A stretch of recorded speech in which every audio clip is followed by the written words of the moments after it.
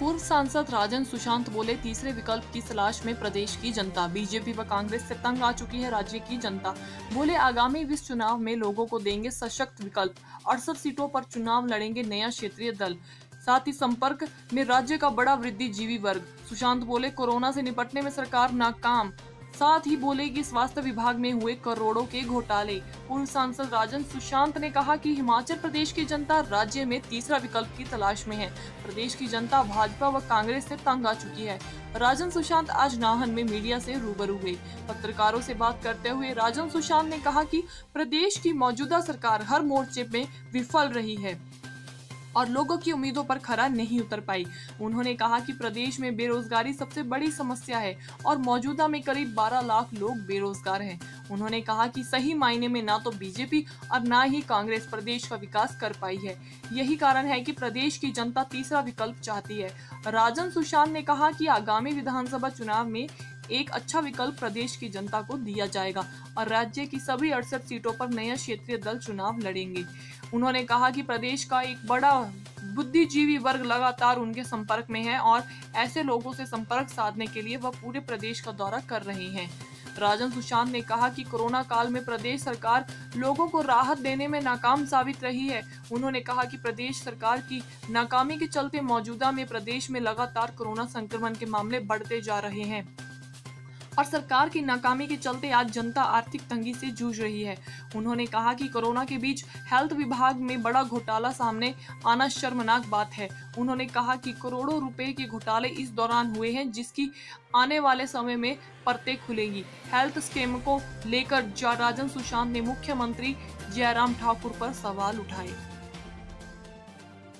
को इनके घरों में जाके और कुछ नहीं तो कम से कम 2 वक्त की रोटी देने का तो तुरंत करना चाहिए था कि नहीं करना चाहिए था।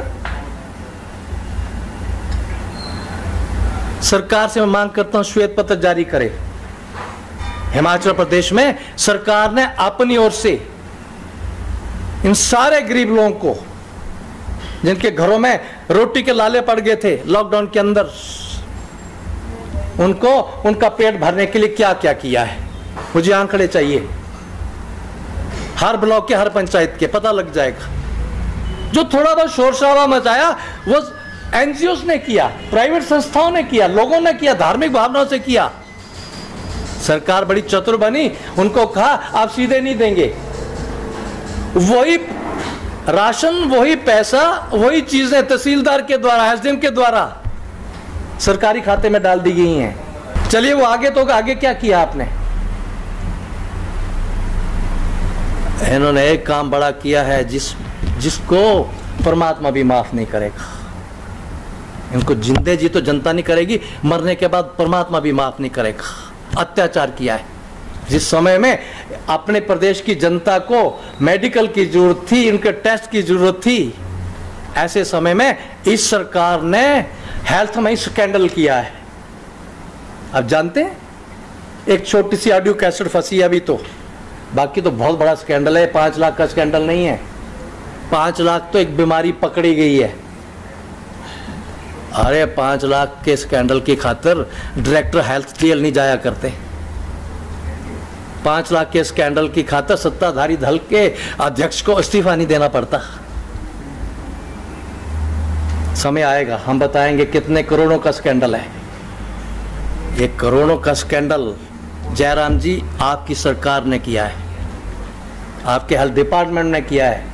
और हेल्थ डिपार्टमेंट में अगर डायरेक्टर जेल में गया है तो ये जो खरीद फरोख्त हुई है उस कमेटी का अध्यक्ष कौन है? हेल्थ मिनिस्टर था। और हेल्थ मिनिस्टर कौन था?